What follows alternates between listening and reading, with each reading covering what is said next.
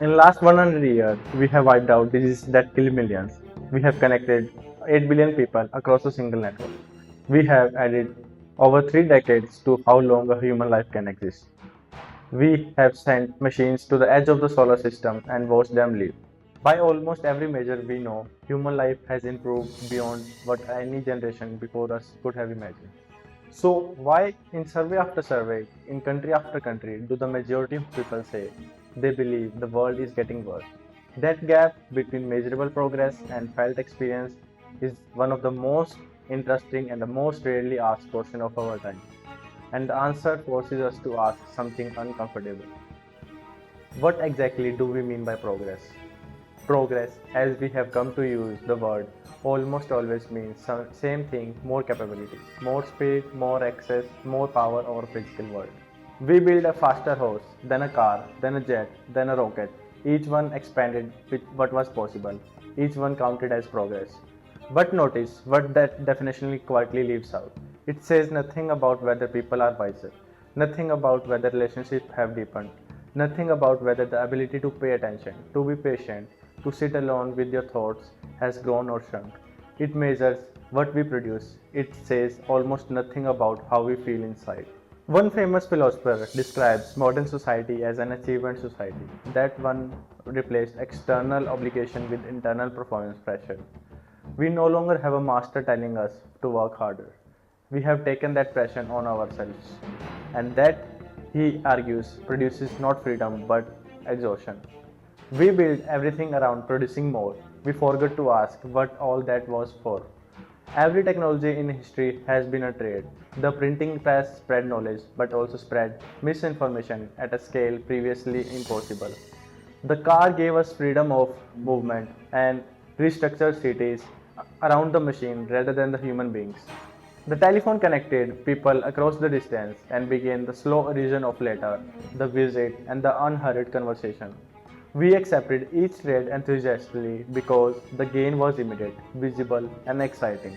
The loss was slow, spread out, and hard to see until it was already gone. The smartphone is the clearest modern example. In one device, we now carry the sum of human knowledge, the ability to communicate instantly with anyone alive.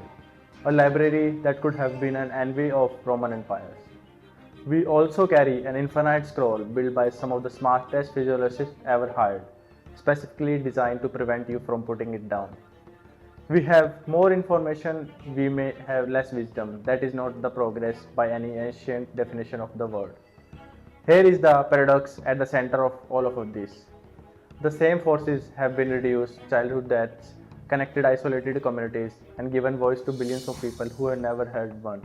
And also, at the same time, broken our attention at scale we have never seen before, created anxiety in the entire generation of young people, and made agreeing on basic reality almost impossible.